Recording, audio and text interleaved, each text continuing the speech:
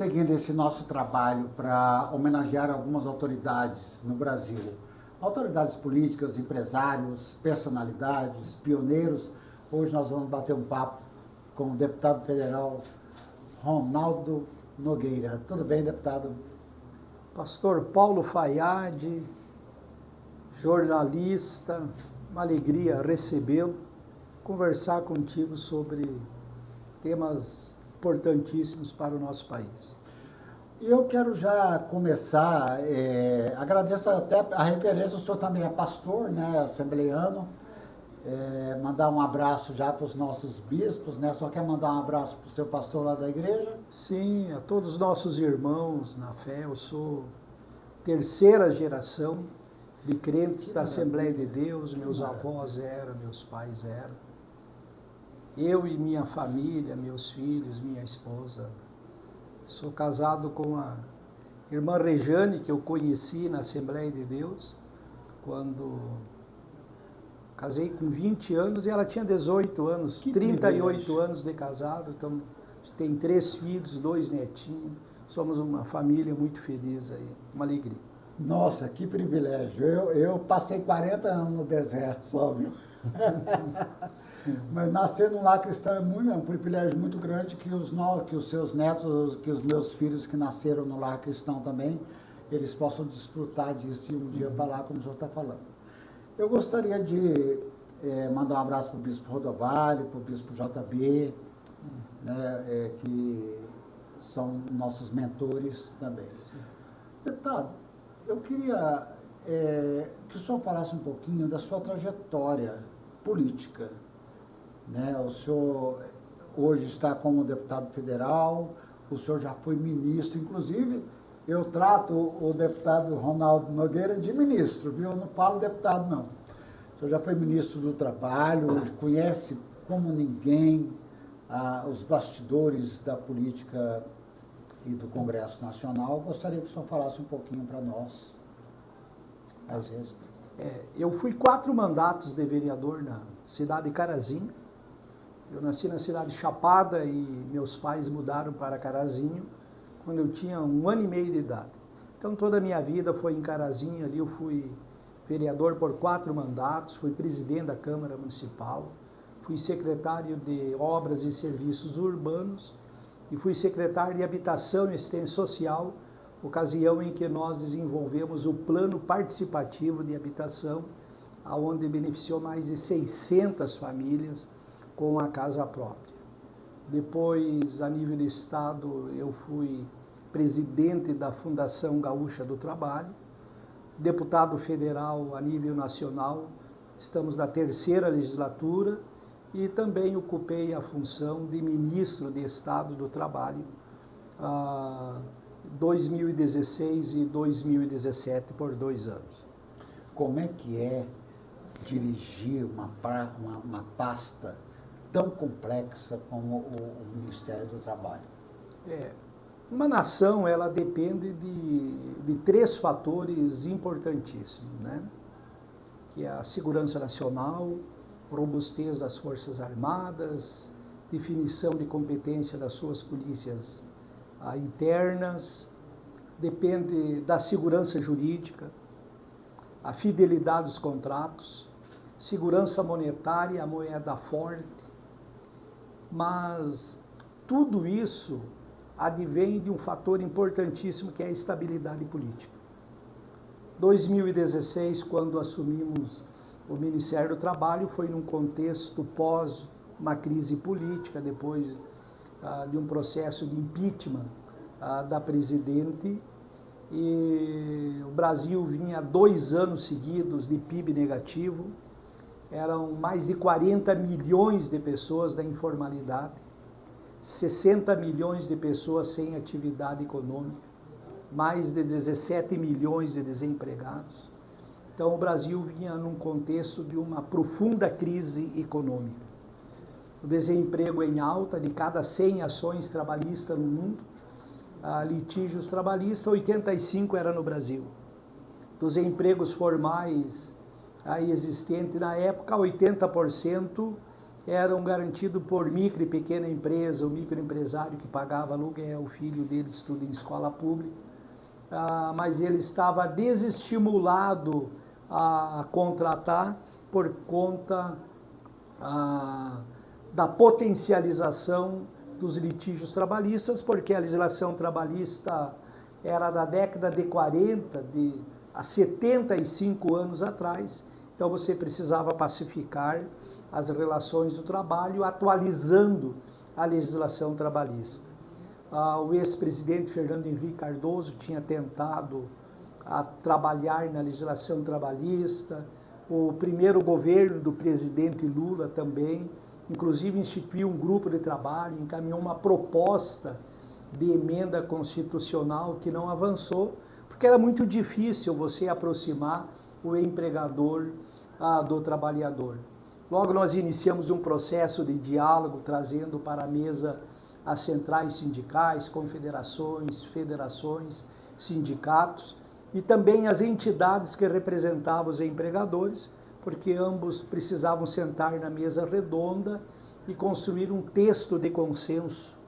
E isso foi testemunhado no dia 22 de dezembro de 2016, quando numa cerimônia no Palácio do Planalto, lá estavam os representantes das centrais sindicais e das confederações de empregadores celebrando a proposta de modernização da legislação trabalhista, onde o cerne principal era dar força de lei para os acordos coletivos de trabalho. Porque a modernização trabalhista ela veio fundamentada em 3 eixos: proteção de direitos, segurança jurídica e geração de empregos. Porque direito você nunca revoga, direito você sempre aprimora. E essa era a principal orientação do presidente Michel Temer na época, e também era uma concepção pessoal nossa de que direito você não revoga, direito você aprimora. Depois, os resultados, a legislação ela foi aprovada no mês de abril na Câmara dos Deputados, no mês de julho no Senado e no mesmo mês de julho, no dia 14 de julho, ela foi sancionada pelo presidente da República e em novembro de 2017 ela começou a vigorar, a legislação trabalhista. Você veja, de 11 de novembro de 2017 até agora novembro de 2024, mais de 9 milhões de novos empregos foram criados graças à modernização trabalhista, porque trouxe segurança jurídica nas relações do trabalho. Está dada a aula aí do professor Ronaldo Nogueira, que aula, que síntese que o senhor fez aí. E hoje como é que está a questão da reforma trabalhista, da reforma previdenciária? Como é que está transitando hoje no Congresso Nacional? Veja bem, Paulo, a época, junto com a modernização trabalhista, nós ainda alteramos a forma da remuneração das contas do FGTS com distribuição dos lucros na conta do trabalhador. Todo mês de agosto é distribuído na conta dos trabalhadores cotistas o lucro auferido nas contas do FGTS do ano anterior. De 2017 até 2024, mais de 80 bilhões de reais foram distribuídos na conta dos trabalhadores cotistas do FGTS. Só nesse mês de agosto agora, de 2024, foram mais de 14 bilhões de reais distribuídos na conta dos trabalhadores cotistas. Nós também criamos a carteira do trabalho digital, criamos o portal Emprega Brasil, que aproxima a vaga do trabalho ao currículo do trabalhador. Nós criamos a escola do trabalhador para qualificar a mão de obra do trabalhador, dando a ele maior capacidade. E liberamos o saque das contas inativas do FGTS e do PIS/PASEP, onde foram beneficiados mais de 22 milhões de trabalhadores ali, 2017 e 2018, quando realizar o saque das contas inativas do FGTS. Então foram feitos extraordinários, que isso deixou um legado e nos enche de satisfação, pela convicção que tínhamos de fazer a coisa certa e do jeito certo, né? Aí você pergunta agora, no atual momento, a respeito das questões previdenciárias e a respeito da legislação trabalhista. Eu, como ministro do Trabalho, eu fiz a modernização trabalhista. Eu não fiz a reforma previdenciária. Até porque a reforma previdenciária, que foi aprovada em 2019 e 2020, não teve meu apoio, porque eu não era favorável àquela proposta de reforma previdenciária, quando estabelecia a idade mínima de 65 anos para o homem e 62 anos para a mulher. Eu defendo um outro modelo de previdência social, como é o modelo que o deputado federal Ronaldo Nogueira e que o ministro do Trabalho, Ronaldo Nogueira, defendia à época na questão previdenciária. Tempo de contribuição, 35 anos para o homem e 32 anos para a mulher. Quando você chegasse nos 35 anos de contribuição, cada ano que você deixasse para contribuir mais tarde, então aumentava 1/12 avos na tua aposentadoria quando você fosse requerer ela que você tivesse direito. Então ia incentivar você a contribuir mais cedo e você se aposentar mais tarde. Só que eu queria e defendo que seja cortado todos os benefícios de quem recebe acima do subsídio do ministro do Supremo Tribunal Federal.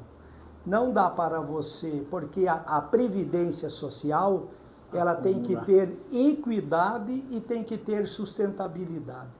Não pode uns ter aposentadorias milionárias, pensões milionárias, que se transfere de pai para filho, enquanto que a grande massa dos trabalhadores se aposentam ali com um determinado valor e depois o tempo vai corroendo esse salário e quando ele se dá por conta, depois de 5, 6 anos, 8 anos da aposentadoria, os seus proventos perderam o poder de ganho, porque a diferença da remuneração da aposentadoria, a reposição da aposentadoria com a reposição do salário mínimo é sempre inferior, então isso é injusto.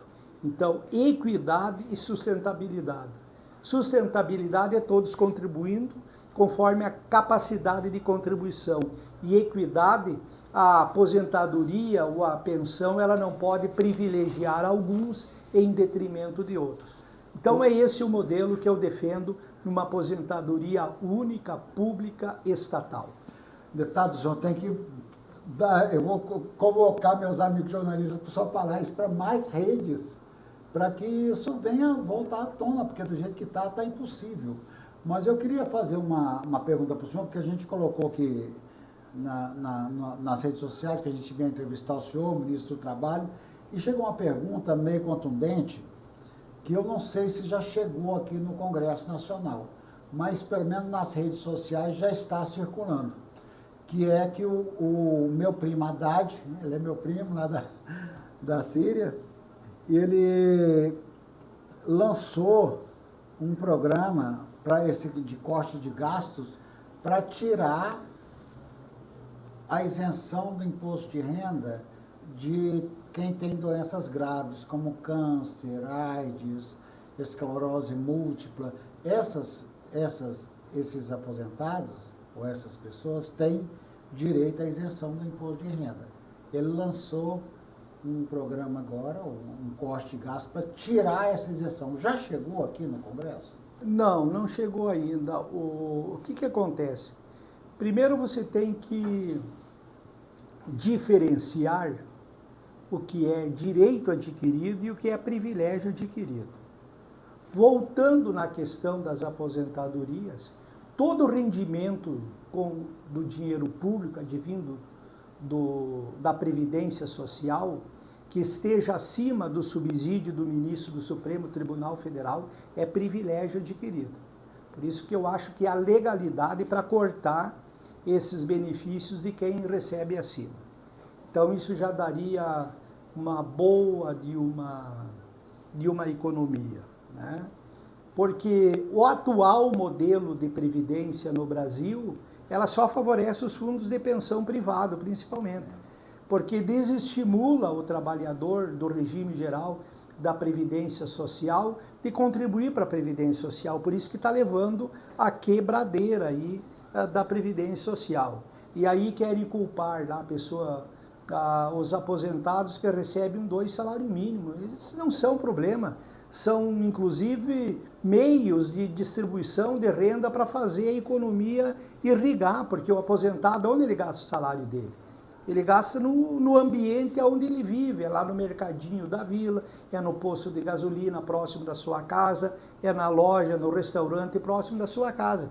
É uma forma de você irrigar a aposentadoria, a economia. Agora, o que não dá é ter pessoas privilegiadas, como tem casos aí com valores exorbitantes aí, que até por respeito ao próprio trabalhador que rala lá 35, 40 anos contribuindo e depois vai se aposentar com 2, 3 salários mínimos e depois de 5 anos está com a metade dos valores da sua aposentadoria. Então, estas injustiças você tem, né? Você precisa corrigir. Alguém tem que ter coragem para enfrentar isso aí.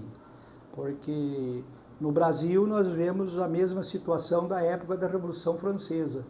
Aqueles que compõem o primeiro Estado com muitos privilégios, com muitas regalias, com muitos benefícios, e o pessoal do terceiro Estado com alta carga tributária, sofrendo, angustiado, sem proteção e sem oportunidades. Nós precisamos rever isso aí. A sociedade precisa pensar em que ponto nós deveremos priorizar a nossa agenda de discussão. Você veja, Paulo, nós temos no Brasil 20 milhões de pessoas vivendo nas favelas ainda. Um déficit habitacional de mais de 6 milhões de moradias. São mais de 100 milhões de pessoas que não têm um serviço adequado de saneamento básico, né? E o Brasil, aí nós temos aí em torno de 14 mil obras inacabadas. Dados do Tribunal de Contas da União, em final de 2023, das 21 mil obras públicas em andamento, mais de 9 mil obras estavam paralisadas por falta de recursos. E enquanto isso, o Brasil tem mais de 400 estatais e muitas dessas dando prejuízo. Fundos públicos, o Brasil tem mais de 282 fundos públicos e desses fundos, está amarrado nesses fundos mais de 220 bilhões de reais. Então nós precisamos de alguém que realmente conheça a realidade do país. Não é pessoas que fiquem discutindo questões que dizem respeito à individualidade de cada ser humano, o quanto que os problemas centrais do país para combater a pobreza, para que o Brasil seja um país da lei, da ordem e do progresso, é somente com essas alterações aí que dizem respeito à estrutura do nosso país. Nós precisamos refundar a República.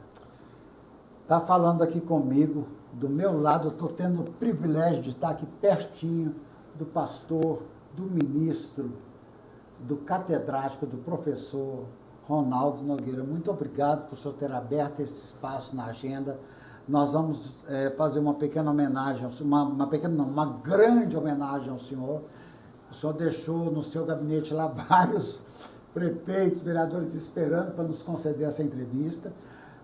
Eu já mostrei aqui, o nosso público já conhece as nossas publicações, algumas das publicações que nós trazemos. A nossa agência, quero falar para o senhor, está fazendo 30 anos de existência, então passamos aí por vários governos, né? Uhum. E estamos sobrevivendo aqui nessa luta. Então agora eu quero fazer uma homenagem à nossa presidente do Instituto, a doutora Dejanete. Ela não pôde estar, que ela está cumprindo outras missões, mas eu vou, em nome dela e em nome da Voz de Brasília, do Instituto Brasil de hoje, eu vou fazer uma homenagem ao senhor, merecida pela sua dedicação, pelo trabalho que o senhor vem desenvolvendo ao longo dos seus anos, a dedicação do seu tempo e da sua experiência para esse nosso povo brasileiro. Obrigado. Esse aqui é o diploma de personalidade do ano. Muito O obrigado. Comitê da Agência Voz de Brasília e do Instituto Brasil de Direito confere a presente diploma ao deputado federal Ronaldo Nogueira em reconhecimento pelos relevantes serviços prestados à comunidade e pela vossa dedicação incansável ao progresso social. Assinou a doutora Dejanete, assinou eu. Esse comitê... Obrigado. Isso, vamos fazer Obrigado, uma foto. doutor. Vamos fazer uma foto? Depois a gente faz em pé, quando terminar. Tá bem, obrigado. Só para ganhar tempo aqui. E agora, a principal homenagem, que é esse troféu, que é o prêmio Top of Millennium 2024, terceira edição, de personalidade do ONU. O Comitê Reunido da Voz de Brasília e do Instituto Brasil nos confere essa terceira edição do prêmio Top of Millennium pelo reconhecimento dos relevantes serviços prestados à sociedade. Quero que o senhor mostre para filmar e depois a gente bate a foto. Muito obrigado. Obrigado, fico muito honrado pela homenagem. E agora tem um mimo especial. Pode tirar da cara? Que é uma... Ah, obrigado, personalizado, ótimo, muito obrigado. Isso é Tem uma máquina... chimarrão aqui. Viu? Olha, tá legal. Então é personalizada, né, para o senhor botar a água, né, para tomar o chimarrão. Não, muito obrigado. Uma Bíblia, Ronaldo Nogueira, deputado federal, e aqui a nossa TV. Muito obrigado, obrigado mesmo. E assim, gostei muito. Eu vou deixar as câmaras abertas para o senhor agora fazer uma última referência aí ao povo do Rio Grande do Sul, lá de Carazinho, e ao povo do Brasil, né, porque o deputado, ele é deputado do Brasil, né? Do Brasil, Eu quero agradecer ao Instituto Brasil Justo e ao pastor, professor Paulo Fayad, jornalista, toda a sua equipe, pela homenagem que nos incentiva a continuar fazendo a coisa certa e do jeito certo. E essa homenagem eu quero repartir ela com todos os meus colegas de trabalho do gabinete, porque sem eles as coisas não aconteceriam. E também ao nosso presidente do Republicanos lá do Rio Grande do Sul, deputado Carlos Gomes, e ao meu amigo, o líder da bancada, deputado delegado Zuco, em nome deles, todos os parlamentares do Republicanos, meu abraço carinhoso a todos. Deus abençoe o Brasil.